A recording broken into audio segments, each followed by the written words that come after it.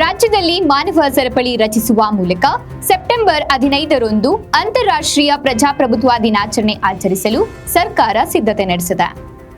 ಚಿತ್ರದುರ್ಗ ಜಿಲ್ಲೆಯ ಗಡಿಭಾಗ ಮೊಳಕಾಲ್ಮೂರಿನ ಮೇಲಿನ ಕಣಿವೆಯಿಂದ ಜೆಜಿಹಳ್ಳಿಯವರೆಗೆ ಸುಮಾರು 140 ಕಿಲೋಮೀಟರ್ ಉದ್ದದ ಮಾನವ ಸರಪಳಿ ರಚಿಸಲಾಗುತ್ತಿದೆ ಎಂದು ಡಿಸಿ ವೆಂಕಟೇಶ್ ಹೇಳಿದರು. ಅವರು ಮೊಳಕಾಲ್ಮೂರಿನ ಸಭೆಯಲ್ಲಿ ಮಾತನಾಡಿದರು. ಎಸ್ಟಿ, ಎಸ್ಸಿ, ಬಿಸಿಎಂ ಹಾಗೂ ಅಲ್ಪಸಂಖ್ಯಾತರ ಸಂಘಗಳ ಸಂಸ್ಥೆಗಳ ಪದಾಧಿಕಾರಿಗಳು ವಿವಿಧ ಸಂಘಟನೆಗಳು ಭಾಗವಹಿಸಲು ತಿಳಿಸಿದರು.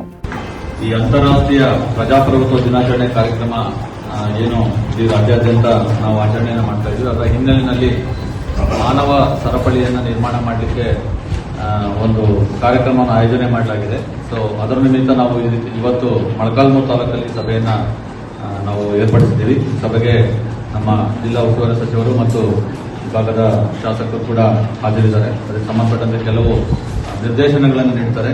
ಸೊ ಮುಖ್ಯವಾಗಿ ನಾನು ಈ ಸಂದರ್ಭದಲ್ಲಿ ಹೇಳಬಯಸೋದು, ಇಲ್ಲಿ ಇವತ್ತು ಎಲ್ಲ ತಾಲೂಕು ಮಟ್ಟದ ಮತ್ತು ಕೆಲವು ಜಿಲ್ಲಾ ಮಟ್ಟದ ಅಧಿಕಾರಿಗಳು ಈ ಕಾರ್ಯಕ್ರಮದಲ್ಲಿ ಭಾಗವಹಿಸಿದ್ರಿ ಮತ್ತು ಮಾಧ್ಯಮ ಪ್ರತಿನಿಧಿಗಳು ಕೂಡ ಭಾಗವಹಿಸಿದ್ದೀರಿ.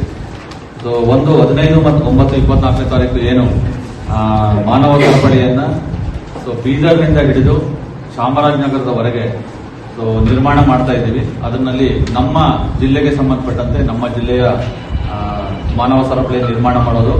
ಮೇಲಿನ ಕಣಿವೆ ಮೊಳಕಾಲ್ಮೂರು ತಾಲೂಕು ಮೇಲಿನ ಕಣಿವೆಯಿಂದ ಹಿಡಿದು ನಮ್ಮ ಹಿರಿಯೂರು ತಾಲೂಕು ಜವಗಂಡಳ್ಳಿಯವರೆಗೆ ನಮ್ಮ ಜಿಲ್ಲೆಯ ಗಡಿ ಪ್ರದೇಶ ಬರುತ್ತೆ. ಅಷ್ಟು ದೂರದ ಮಾನವ ಸರಪಳಿಯನ್ನ ವಿತೌಟ್ ಬ್ರೇಕ್ ನಾವು ಎಲ್ಲೂ ಕೂಡ ಬ್ರೇಕ್ ಮಾಡದೇ ಇದ್ದೀವಿ.